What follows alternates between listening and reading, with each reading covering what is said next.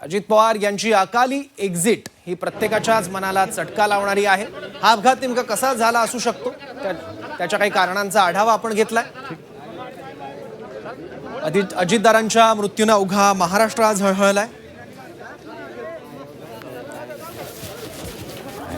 अजितदारांसोबत विमानात असलेले flight attendant Pinky माळी, त्यांचे सुरक्षा रक्षक विदीप जाधव आणि विमानाचे पायलट सुमित कपूर आणि को पायलट शांभवी पाठक यांचाही या अपघातामध्ये मृत्यू झालाय। अजित पवार यांच्या व्यक्तिमत्वाची, नेतृत्वाची भुरळ ही तमाम महाराष्ट्रावर आहे। ग्रामीण भागाशी कायम त्यांची नाळ जोडलेली असायची। विकासाचा व्हिजन होता अजित पवारांकडे आणि सर्वसामान्यांना आपल्या आवाक्यात असणारा नेता अजित पवार कायम वाटायचे आणि प्रशासनावर अजित पवारांची पकड तर सर्वश्रुत आहेच। त्याचबरोबर धाडसी, रोखठोक पण तितकंच निर्मळ मनाचे असे अजित पवार होते आणि अनेक आठवणी आहेत त्यांच्यासोबतच्या, कार्यकर्त्यांच्या, नेत्यांच्या। आणि अजित पवार यांचं जे काही राजकारण होतं, आरोप प्रत्यारोप असायचे किंवा टीका असायची, ती केवळ राजकारणापुरता, त्या पलीकडे सूड भावना ठेवणारं हे व्यक्तिमत्व नव्हतं। त्यामुळे सुद्धा सर्व पक्षीयांमध्ये अजित पवार यांचा चाहता वर्ग आहे। अजितदारांची अशी अकाली एक्झिट ही प्रत्येकाच्याच मनाला चटका लावणारी आहे। अत्यंत धक्कादायक अशी ही सकाळ आजची उगवली अजित पवारांच्या निधनाची बातमी घेऊन। ही बातमी खोटी ठरावी आणि अजित पवार सुखरूप असावे अशी प्रार्थना प्रत्येक जण करत होता, पण दुर्दैवाने ही बातमी खरी ठरली।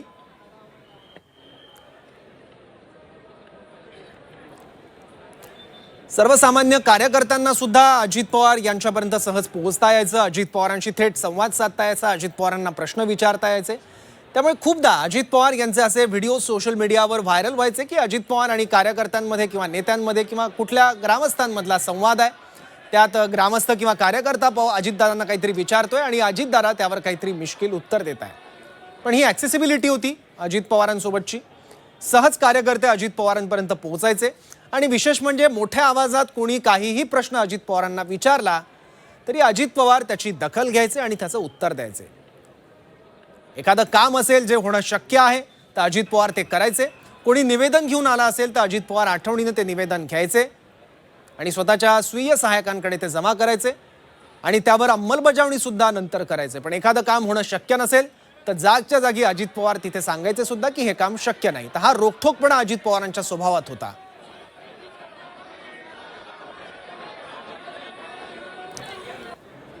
कामाचा प्रचंड आवेग आणि सपाटा असायचा अजित पवारांच्या। सकाळी 5:30 ते 6लाच अजित पवारांचा दिवस सुरू व्हायचा। पत्रकार म्हणून किती वेळा अजित पवार सकाळी इथे पोहोचले, सकाळी तिथे पोहोचले, सकाळी पोहोचून अधिकाऱ्याला झापला, अशा कित्येक बातम्या आम्ही वाचलेल्या आहेत। इतके प्रॉम्प्ट होते अजित पवार स्वतःच्या कामांच्या बाबतीत। आणि विशेष म्हणजे त्या तांत्रिक बाबी असतात प्रशासनातल्या, त्या तांत्रिक बाबी, नियम, कायदे याची सुद्धा अचूक माहिती अजित पवारांना असायची। त्यामुळे कुठलाही अधिकारी थातूर मातूर उत्तर देऊन अजित पवारांना टोलवू शकत नव्हता, कारण अजित पवारांना यातल्या बारीक सारीक गोष्टींची देखील माहिती असायची। त्यामुळे अधिकारी वर्गात सुद्धा अजित पवारांचा एक दबदबा होता, एक धाक होता।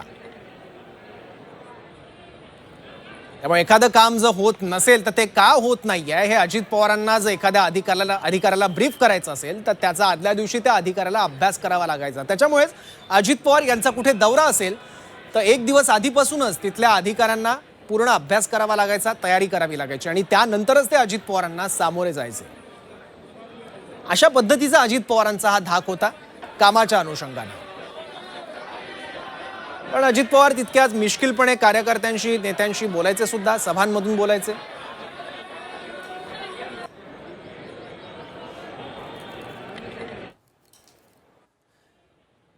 याबद्दल आणखी माहिती घेऊयात। आपले प्रतिनिधी ओम देशमुख आपल्यासोबत आहेत, त्याच्याकडे काय नवीन माहिती आहे ती आपण जाणून घेऊयात। ओम, की पोलीस यंत्रणेचा हस्तक्षेप योग्य नाही, कृपया सगळ्यांनी शिस्तीचं पालन करा, स्टेजवरची गर्दी कमी हो करा। नक्कीच। खर तर आज सकाळ जी होती ती महाराष्ट्रासाठी अत्यंत दुर्दैवी आणि खूप दुःखदायक म्हणावी लागेल। अजित पवारांचं अपघाती झालेलं निधन आणि यानंतर महाराष्ट्रावर पसरलेली शोककळा, या सगळ्या पार्श्वभूमीवरती आता बारामतीच्या विद्याप्रतिष्ठानमध्ये आपण सध्या आहोत आणि समोर हा प्रचंड असा जनसमुदाय आहे ज्यावर खर तर अजित पवारांचे चाहते आणि हजारो समर्थक हे सकाळपासून या ठिकाणी अजितदादांच्या अंत्यविधीच्या आणि त्यांच्या खर तर त्यांच्या अंतिम दर्शनाची वाट बघतायत.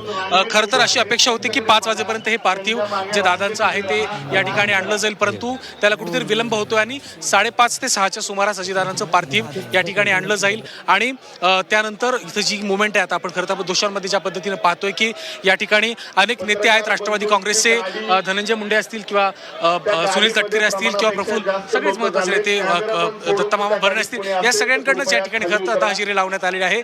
त्यासोबतच शिवसेनेचे देखील नेते आहेत आणि अनेक विविध पक्षांचे नेते या ठिकाणी आता दाखल झालेले आहेत. थोड्याच वेळामध्ये खरं तर अजित पवारांचं जे पार्थिव देह आहे, खरं तर अशा प्रकारची बातमी द्यावी लागेल ही कल्पना देखील करवत नाही, परंतु अजित पवारांचं जे अकाली आणि अपघाती निधन झालं त्यानंतर खऱ्या अर्थानं हा एक मोठा डोंगर खरं तर त्यांच्या कार्यकर्त्यांवरती कोसळला. आणि या ठिकाणी ज्या ठिकाणी विद्याप्रतिष्ठानमध्ये गेली अनेक वर्ष विविध उपक्रम पवार कुटुंब एकत्र पद्धतीनं साजरं करत होतं, त्याच विद्याप्रतिष्ठानच्या या प्रांगणामध्ये अजित पवारांचं अंतिम दर्शन आणि अंतिम संस्कार देखील केले जाणार आहेत. खरं तर खूप मोठी ही दुःखाची बाब बारामतीकरांसाठी आणि एकंदर पवार कुटुंबासाठी आणि महाराष्ट्रभरातल्या दोन्ही राष्ट्रवादीच्या समर्थकांसाठी म्हणावी लागणार आहे. जर आपण पाहायला गेलं तर उद्याच्या जर आपण अपडेट्स पाहिल्या तर उद्या देशाचे पंतप्रधान नरेंद्र मोदी असतील किंवा केंद्रीय गृहमंत्री अमित शहा असतील, यांच्यासारखी अनेक मोठी मंडळी, अनेक राज्यांचे मुख्यमंत्री देखील या ठिकाणी अंतिम दर्शनासाठी अंत्यविधीसाठी येणार आहेत असं देखील कळतंय. पोलिसांकडनं तगडा बंदोबस्त लावण्यात आला. आपण पाहिलं असेल की आज खरं तर दुपारपासूनच या ठिकाणी अनेक मोठमोठ्या व्यक्तींचा, राजकीय नेत्यांचा, राज्यपाल असतील, मुख्यमंत्री असतील, या सगळ्या मोठ्या नेत्यांचा राबता या ठिकाणी पाहायला मिळतो. त्यामुळे बारामतीला देखील खूप मोठ्या प्रमाणात पोलिसांचं कडं लागलेलं या निमित्तानं पाहायला मिळते.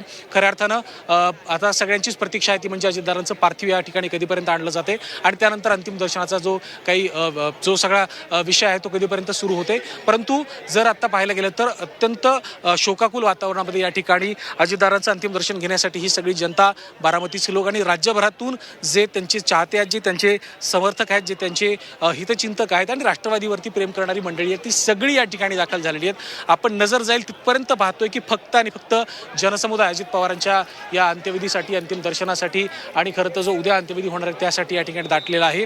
विद्याप्रतिष्ठानच्या या बॉईज जिम्नॅशियमच्या या सगळ्या भागामध्ये अजित पवारांच्या अंतिम दर्शनाचा जो काही जे स्टेज आहे ते बांधण्यात आलेलं आहे. मी विनंती करतो की कॅमेरामध्ये आपण ही गोष्ट दाखवावी.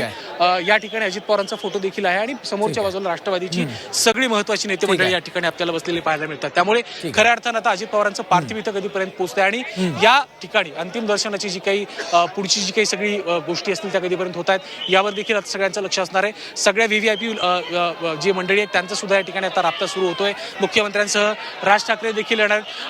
खूप मोठ्या प्रमाणात घोषणाबाजी देखील होते. मी विनंती करतो की खरं तर ती दाखवावी. जे स्थानिक बारामतीकर जे अजितदादांवरती प्रेम करणारी जी मंडळी आहेत त्यांच्याकडनं मोठ्या प्रमाणात घोषणाबाजी करण्यात येते. एक महिला देखील आहेत ज्या अत्यंत भावनिक होऊन या ठिकाणी अजित पवारांच्या समर्थनात, अजित पवारांच्या स्मृतीमध्ये घोषणा देखील देतात. एकंदर जर आपण पाहायला गेलं तर मागील 40 वर्षापासून अजित पवार आणि बारामती हे अत्यंत अभेद्य असं समीकरण बनलं होतं आणि याच सगळ्या बरोबर नाही. अजित पवारांचं राजकारण आपण बघितलं तर त्यांच्या राजकारणाच्या केंद्रस्थानी कायम त्यांचा कार्यकर्ता असायचा. हा कार्यकर्ता आपल्या कुठल्या गोष्टीतून दुखावला जाऊ नये याची काळजी सुद्धा अजित पवार यांनी कायम घेतली आणि त्यामुळेच हा कार्यकर्ता इतक्या मोठ्या संख्येनं अजित पवारांवर प्रेम करणारा बारामतीमध्ये पोहोचलेला आहे.